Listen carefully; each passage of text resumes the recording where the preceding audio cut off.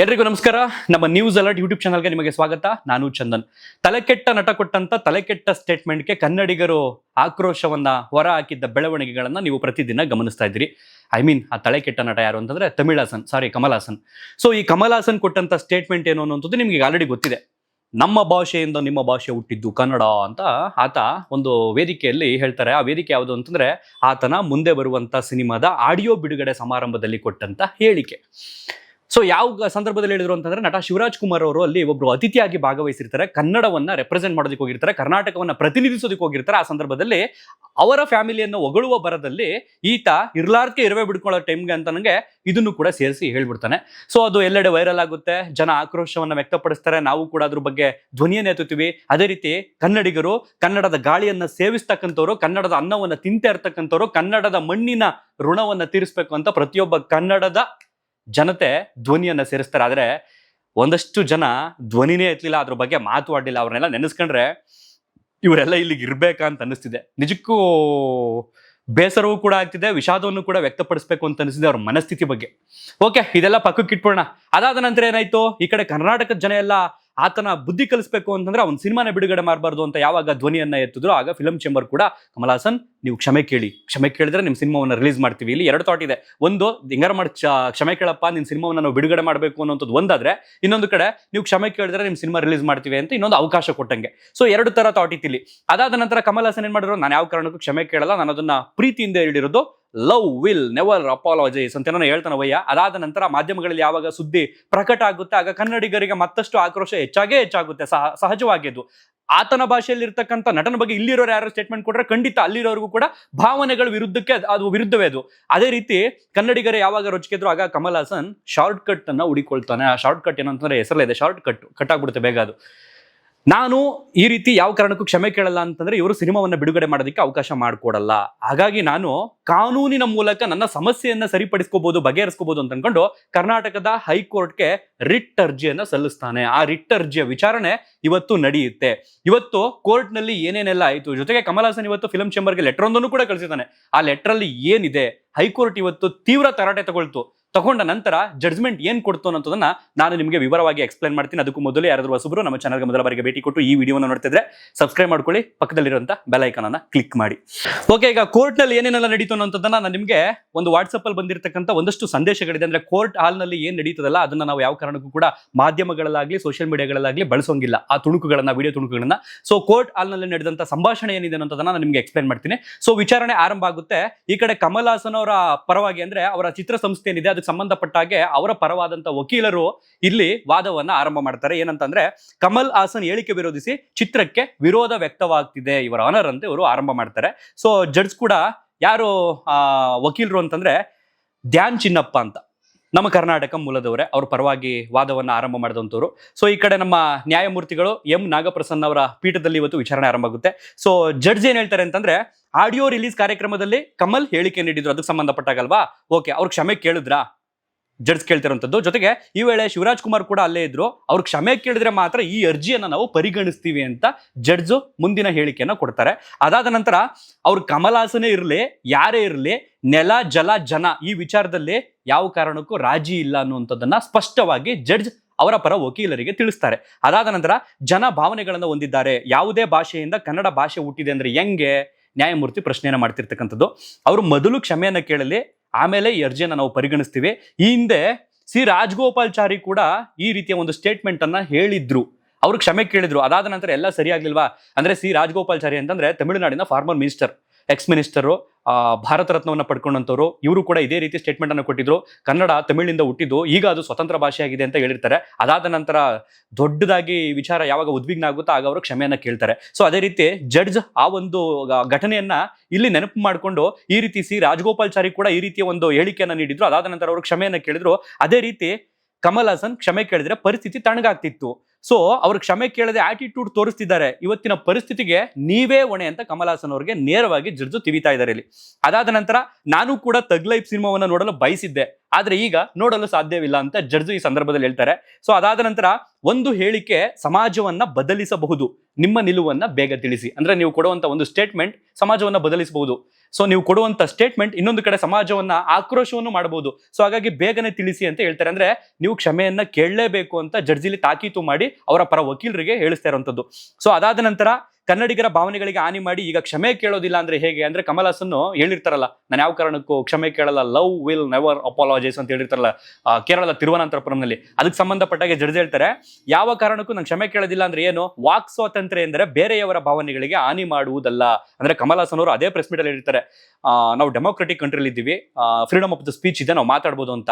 ನಿನಗೆ ವಾಕ್ ಸ್ವಾತಂತ್ರ್ಯ ಇದೆ ಅನ್ನೋ ಒಂದೇ ಒಂದು ಕಾರಣಕ್ಕೆ ನೀನು ಬೇರೆಯವರ ಭಾವನೆಗಳಿಗೆ ಹಾನಿ ಮಾಡುವಂತಿಲ್ಲ ಅಂತ ಜಡ್ಜ್ ಸ್ಪಷ್ಟವಾಗಿ ತಮ್ಮ ನಿಲುವನ್ನ ವ್ಯಕ್ತಪಡಿಸಿದ್ದಾರೆ.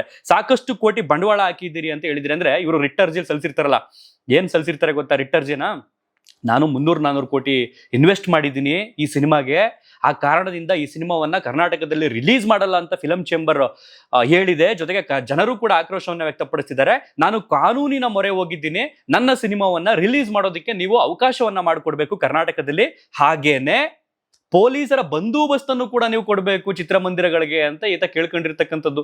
ಎಷ್ಟು ಧೈರ್ಯ ಇರ್ಬೇಕಪ್ಪ ನಿನ್ಗೆ, ಇಲ್ಲಿನ ಪೊಲೀಸರನ್ನ ನಿನ್ ಚಿತ್ರ ನೋಡೋದಕ್ಕೆ ಅಲ್ಲಿ ಬಂದಂತ ಜನಗಳಿಗೆ ಸೆಕ್ಯೂರಿಟಿ ಕೊಡೋದಕ್ಕೆ. ಅದ್ ಹೆಂಗ್ ಧೈರ್ಯ ಬಂದ್ಬಿಡ್ತು ನಿಂಗೆ, ನಿನ್ ಸಿನಿಮಾ ಇಲ್ಲಿ ರಿಲೀಸ್ ಮಾಡ್ಬಿಡ್ತಾರೆ, ಮಾಡಿದ್ಮೇಲೆ ಜನ ಹೋಗಿ ನೋಡ್ಬಿಡ್ತಾರೆ, ಹೆಂಗ್ರೇ ನಂಬ್ಕೊಂಡ್ಬಿಡ್ತೀರಿ ನೀವೆಲ್ಲ. ಎಲ್ಲ ಒಂದಷ್ಟು ಹುಳಗಳಿರ್ಬೋದು ನಿಮ್ಮನ್ನ ಬೆಂಬಲಿಸುವಂತವ್ರು, ನಿಮ್ಮನ್ನ ಅವಲಂಬಿಸುವಂತವ್ರು.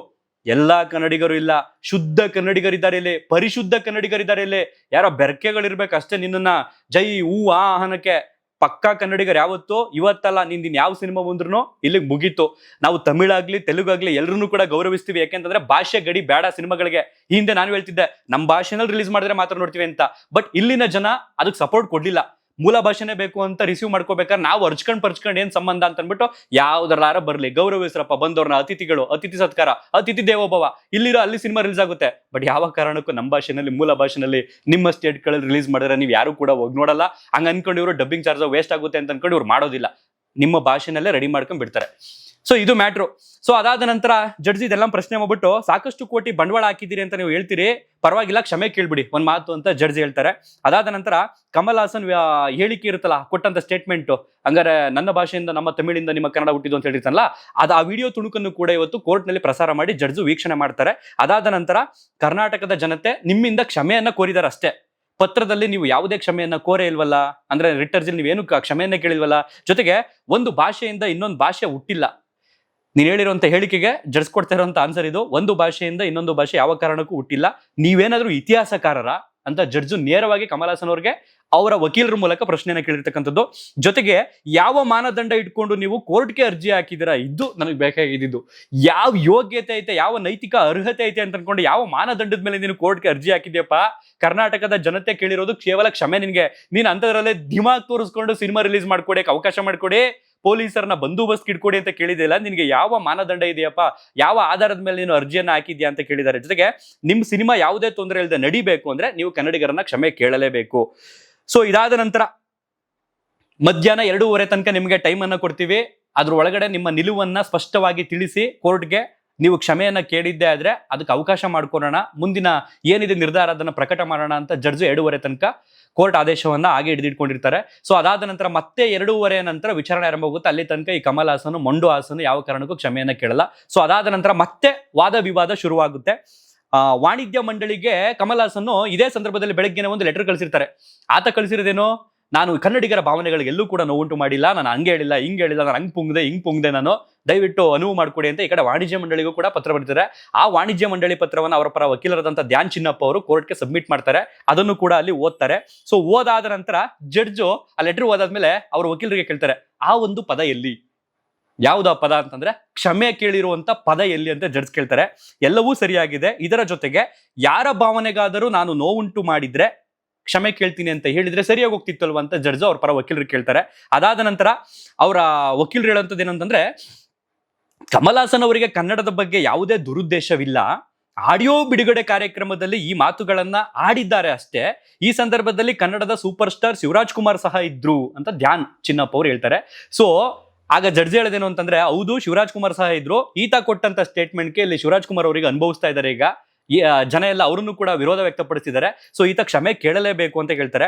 ಯಾವಾಗ ವಾಣಿಜ್ಯೋದ್ಯಮ ಮಂಡಳಿಗೆ ಕಮಲ್ ಹಾಸನ್ ಪತ್ರ ಬರೆದಿದ್ದಾರೆ ಅಂತ ಜಡ್ಜ್ ಕೇಳ್ತಾರೆ. ಸೊ ಆಗ ಬೆಳಿಗ್ಗೆ ಅಂತ ಇವ್ರು ಹೇಳ್ತಾರೆ, ಸ್ಪಷ್ಟನೆ ನೀಡುವ ಹಲವು ದಾರಿಗಳಿರಬಹುದು, ಆದ್ರೆ ಕ್ಷಮೆ ಕೇಳಲು ಒಂದೇ ರೀತಿ ಇರುವುದು. ಸೊ ಹಾಗಾಗಿ ಕ್ಷಮೆ ಕೇಳೋದಕ್ಕೆ ಹೇಳಿ ನಿಮ್ಮ ಕಮಲ್ ಹಾಸನ್ ಅವರಿಗೆ ಅಂತ ಹೇಳ್ತಾರೆ. ಸೊ ಕ್ಷಮೆ ಯಾಚಿಸಿದ್ರೆ ಎಲ್ಲವೂ ಸರಿ ಹೋಗಲಿದೆ ನಿಜ, ಆದ್ರೆ ಕಮಲ್ ಹಾಸನ್ಗೆ ಯಾವುದೇ ದುರುದ್ದೇಶವಿರಲಿಲ್ಲ, ಕನ್ನಡದ ಬಗ್ಗೆ ಅವರ ನಿಲುವನ್ನ ಪತ್ರದಲ್ಲಿ ತಿಳಿಸಿದ್ದಾರೆ ಅಂತ ಧ್ಯಾನ್ ಚಿನ್ನಪ್ಪ ಅವರು ಹೇಳ್ತಾರೆ. ಸೊ ಅದಾದ ನಂತರ ಒಂದು ಪದವನ್ನ ಸೇರಿಸುವ ಒತ್ತಾಯ ಇರಬಾರದು ಅಂತ ವಕೀಲರು ಹೇಳ್ತಾರೆ ಜಡ್ಜ್ಗೆ. ಸೊ ಜಡ್ಜ್ ಹೇಳ್ತಾರೆ, ಒತ್ತಾಯವಲ್ಲ, ಬೀಟಿಂಗ್ ಅರೌಂಡ್ ದ ಬುಷ್ ಬೇಡ ಅಂತ ಜಡ್ಜ್ ಅವರ ವಕೀಲರಿಗೆ ತಿಳಿಸ್ತಾರೆ. ನಾನೇ ಕಮಲ್ ಹಾಸನ್ ಜೊತೆ ಮಾತಾಡಿದ್ದಾನೆ, ಅವರು ಕನ್ನಡದ ಬಗ್ಗೆ ಅಪಾರ ಗೌರವವನ್ನು ಹೊಂದಿದ್ದಾರೆ ಯುವರ್ ಆನರ್, ಇದಕ್ಕೂ ಮೀರಿ ಬೇರೆ ಹೇಳ್ಬೇಕಿಲ್ಲ ಅಂತ ವಾದ. ಅದಾದ ನಂತರ ನ್ಯಾಯಮೂರ್ತಿಗಳು ಹೇಳಿದ್ದನ್ನ ಕಮಲ್ ಹಾಸನ್ಗೆ ತಿಳಿಸಿದ್ದೀನಿ, ಕಮಲ್ ಹಾಸನ್ ಬರೆದ ಪತ್ರವನ್ನು ದಯವಿಟ್ಟು ಒಮ್ಮೆ ಓದಿ ಅಂತ ಹೇಳ್ತಾರೆ. ಅದಾದ ನಂತರವೇ ಜಡ್ಜ್ ಕೇಳುವಂಥದ್ದು ಆ ಒಂದು ವರ್ಡ್ ಎಲ್ಲಿ ಅಂತ. ಅಂದ್ರೆ ಕ್ಷಮೆ ಅನ್ನೋ ಪದನೇ ಬಳಸಿಲ್ವಲ್ಲ ಯಪ್ಪ, ರಿಟರ್ಜಲ್ಲೂ ಕೂಡ ಇಲ್ಲ, ಈ ಕಡೆ ಫಿಲ್ಮ್ ಚೇಂಬರ್ಗೆ ಬರೆದಿರುವಂತ ಮನವಿ ಪತ್ರದಲ್ಲೂ ಕೂಡ ಕ್ಷಮೆ ಕೇಳ್ತಿದ್ದೀನಿ ಅಂತಿಲ್ಲ. ಜಸ್ಟ್ ಒಂಥರ ಮೊಂಡಾಟ, ಇದು ಒಂಥರ ನಾನು ಏನ್ ಬೇಕಾದ್ರೂ ಮಾಡ್ತೀನಿ, ನಾನು ಕಾನೂನಿನ ಮೂಲಕ ಸರಿಪಡಿಸ್ಕೋಬಹುದು ಅನ್ನೋಂಥ ತಿಕ್ಲಾಟ ಇವೈಂದು. ಸೊ ಅದಾದ ನಂತರ ಅತ್ಯಂತ ಗೌರವಪೂರ್ವಕವಾಗಿ ಹೇಳಿಕೆ ನೀಡಿದ್ದೇನೆ, ಕನ್ನಡ ಮತ್ತು ಕರ್ನಾಟಕದ ಬಗ್ಗೆ ನನಗೆ ಅಪಾರ ಅಭಿಮಾನವಿದೆ, ಎಲ್ಲವೂ ಸರಿ, ಕ್ಷಮೆಯ ವಿಚಾರವನ್ನ ಸೇರಿಸಿದರೆ ಈ ಸಮಸ್ಯೆ ಇರಲಿಲ್ಲವೇ? ಇಲ್ಲಿ ಅಹಂ ಪ್ರಶ್ನೆ ಎದುರಾಗ್ತಿದೆ, ರಾಜ್ಯದ ಜನರ ಭಾವನೆಗಳಿಗೆ ಹಾನಿಯಾಗಿದೆ, ಆ ಕಾರಣದಿಂದ ಈ ಮ್ಯಾಟ್ರ್ ಏನಿದೆ ಇದನ್ನ ಇಲ್ಲಿಗೆ ಕೈ ಬಿಡೋಣ ಅಂತ ಹೇಳಿದಾಗ ಇವರು ಮನವಿ ಮಾಡ್ಕೊಳ್ತಾರೆ ಧ್ಯಾನ್ ಚಿನ್ನಪ್ಪ. ಇಲ್ಲ ಒಂದಷ್ಟು ದಿನ ಇದಕ್ಕೆ ಮುಂದೂಡೋಣ ವಿಚಾರಣೆ ಅಂತ ಕೇಳ್ಕೊಂಡಾಗ ಜಡ್ಜ್ ಆಗ ಹೆಚ್ಚು ಕಡಿಮೆ ಆದೇಶವನ್ನು ಮುಂದೂಡ್ತಾರೆ. ಜೂನ್ 10ನೇ ತಾರೀಕು ಇದಕ್ಕೆ ಸಂಬಂಧಪಟ್ಟಾಗೆ ವಿಚಾರಣೆ ನಡೆಯುತ್ತೆ. ಅಲ್ಲಿ ತನಕ ಕಮಲ್ ಹಾಸನ್ ಸಿನಿಮಾ ಕರ್ನಾಟಕದಲ್ಲಿ ಬಿಡುಗಡೆ ಆಗುವುದಿಲ್ಲ. ಜೂನ್ 10ರ ನಂತರ ವಿಚಾರಣೆ ಆಗುತ್ತೆ. ಆ ವಿಚಾರಣೆಯಲ್ಲಿ ಬಹುಶಃ ಜಡ್ಜ್ ಅವರ ನಿಲುವನ್ನು ನೋಡಿದ್ರೆ ಅವರು ಕ್ಷಮೆ ಕೇಳೋ ತನಕ ಅವರು ಕೂಡ ಯಾವ ಕಾರಣಕ್ಕೂ ಆದೇಶವನ್ನ ಪ್ರಕಟ ಮಾಡೋದಿಲ್ಲ, ಅಂದ್ರೆ ಜಡ್ಜ್ಮೆಂಟ್ ಅನ್ನ ಪಾಸ್ ಮಾಡೋದಿಲ್ಲ ಅಂತ ಕಾಣ್ತಿದೆ ಎಲ್ಲನೂ ಕೂಡ. ಸೊ ಓವರ್ ಆಲ್ ಆಗಿ ಈಗ ನಾವು ಗಮನಿಸಿದ್ದೇನು ಅಂತಂದ್ರೆ, ನ್ಯಾಯಮೂರ್ತಿಗಳ ಬಗ್ಗೆ ಮತ್ತಷ್ಟು ಗೌರವ ಹೆಚ್ಚಾಯಿತು. ಅಂಡ್ ಇನ್ನೊಂದೇನು ಅಂತಂದ್ರೆ, ಧ್ಯಾನ್ ಚಿನ್ನಪ್ಪ ಅವರು ಬಹುಶಃ ಅವರ ಕರ್ತವ್ಯ ಇರಬೇಕು, ಏನೇ ಆದ್ರೂ ಪರವಾಗಿಲ್ಲ, ನನ್ನ ಕರ್ತವ್ಯ ನಾನು ಮಾಡ್ತಿದ್ದೀನಿ ಅಂತ ಇರಬೇಕು. ಬಟ್ ಎಲ್ಲವನ್ನು ಪಕ್ಕಕ್ಕೆ ಇಟ್ಬಿಟ್ಟು ನೋಡಿದ್ರೆ, ಯಾರೋ ಒಬ್ಬ ಕೊಲೆಗಾರನೋ, ಯಾರೋ ಒಬ್ಬ ಆರೋಪಿಯನ್ನೋ, ಯಾರೋ ಒಬ್ಬ ಇನ್ನೇನೋ ಮಾಡಿರೋಂಥವನ್ನ ನೀವು ಪಾರು ಮಾಡಬೇಕು, ಇನ್ನೇನೋ ಮಾಡಬೇಕು ಅಂತ ಹೇಳ್ತಿಲ್ಲ. ಇಡೀ ಈ ರಾಜ್ಯದ ಜನರ ಭಾವನೆಗಳಿಗೆ ಧಕ್ಕೆ ತಂದಂತ ಪರವಾಗಿ ನೀವು ವಾದ ಮಾಡಕ್ ಹೋಗಿದ್ದೀರಿ ಸರ್. ವಯಸ್ಸಲ್ಲಿ ಹಿರಿಯರು ಇರ್ತೀರಿ ನೀವು, ಬಟ್ ನಿಮ್ದು ಅದೇನೋ ಹೇಳ್ತಾರಲ್ಲ, ನಮ್ಮ ಕರ್ತವ್ಯ ಮಾಡಲೇಬೇಕು ಅನ್ನೋ ಥರ. ಬಟ್ ಇಂಥವ್ರ ಪರವಾಗಿ ಮಾಡ್ತಿರೋಂಥದ್ದು ವಾದನ ನಿಜಕ್ಕೂ ಬೇಸರ ಆಗುತ್ತೆ. ನಿಮ್ಗೆ ವೈಯಕ್ತಿಕವಾಗಿ ಬೇಸರ ಆಗಿದೆ ಇಲ್ವೋ ಗೊತ್ತಿಲ್ಲ ನಮಗಂತೂ, ಬಟ್ ಕನ್ನಡಿಗರಿಗಂತೂ ವೈಯಕ್ತಿಕವಾಗಲ್ಲ, ಮಾನಸಿಕವಾಗಿ ಬೇಸರ ಆಗಿದೆ ಇವನನ್ನ ನೆನೆಸ್ಕೊಂಡ್ರೆ. ಯಾಕೆಂತಂದ್ರೆ ಒಂದು ಬಾರಿ ಈತ ಹೇಳಿಕೆ ಕೊಟ್ಟು ಅಲ್ಲಿಗೆ ನಿಲ್ಸಿದ್ರೆ ಓಕೆ, ಮತ್ಯಾವುದೋ ಒಂದು ಕಾರ್ಯಕ್ರಮದಲ್ಲಿ ಹೋಗ್ಬಿಟ್ಟು ನಾನು ಕ್ಷಮೆನೇ ಕೇಳಲ್ಲ ಅಂತ ಅದು ಉದ್ದಟತನವನ್ನ ಮೆರೆದ್ರಲ್ಲ, ಅದು ನಿಜಕ್ಕೂ ಕನ್ನಡಿಗರ ಭಾವನೆಗಳಿಗೆ ಮತ್ತಷ್ಟು ಆಕ್ರೋಶವನ್ನ ತರಿಸೋದಕ್ಕೆ ಕಾರಣ ಆಗಿದ್ದು. ಅದಾದ ನಂತರ ಈ ಫಿಲ್ಮ್ ಚೇಂಬರ್ ಅವ್ರಿಗೆ ಅದು ಏನಾಗೈತೋ ಗೊತ್ತಿಲ್ಲ, ಇದೊಂದು ಸಿನಿಮಾ ರಿಲೀಸ್ ಆಗಿಲ್ಲ ಅಂದ್ರೆ ಏನ್ರಯ್ಯ ಕಳ್ಕೊಳ್ತೀರಿ ನೀವು? ಥಿಯೇಟ್ರ್ ಮಾಲೀಕರು ನೋಡ್ಬೇಕು ನಾವು, ಅವರು ಏನೇನಾಗ್ಬಿಡುತ್ತೆ. ಒಂದ್ ಸಿನಿಮಾಯಿಂದ ಥಿಯೇಟ್ರ್ ಮಾಲೀಕರು ಮುಚ್ಕೊಂಡು ಹೋಗ್ಬಿಡ್ತಿದ್ರಾ? ಕೋವಿಡ್ ಟೈಮ್ನಲ್ಲಿ 2 ವರ್ಷ ಬಂದಾಗಿತ್ತು, ಅವಾಗ್ಲೇ ಏನೂ ಆಗ್ಲಿಲ್ಲ, ತಣ್ಣಗೆ ಸುಧಾರಿಸ್ಕೊಂಡ್ರು, ಏನೇನೋ ಒಂದಾಯ್ತು. ಜಸ್ಟ್ ಒಂದ್ ಸಿನಿಮಾಯಿಂದ ನೆಕ್ಸ್ಟ್ ಯಾವ್ದೋ ಬರ್ತೈತಲ್ಲ ತಮಿಳ್ ಸಿನಿಮಾ, ಅದಕ್ಕೆ ಯಾವ್ದಕ್ಕೂ ಅಡೆತಡೆ ಇಲ್ಲ, ಬಂದು ಒಲೆ ಅಂತ ಬಿಟ್ಬಿಡ್ತಾರೆ ಕನ್ನಡಿಗರು. ಕೇವಲ ಈ ಅಪ್ಪ ಮಾಡಿರ್ತಕ್ಕಂಥ ತಪ್ಪಿಗೆ ಇಲ್ಲಿ ಯಾರಾದ್ರೂ ಕನ್ನಡಿಗರು ತಪ್ಪು ಮಾಡಿದ್ರಾ, ಇಲ್ಲ ಯಾರಾದ್ರೂ ಕನ್ನಡಿಗರಿಗೆ ಅವ್ನು ಪ್ರಶ್ನೆ ಮಾಡಿದ್ರಾ, ಕನ್ನಡಿಗರು ಯಾರೋ ವಿರೋಧ ವ್ಯಕ್ತಪಡಿಸಿದ್ರಾ?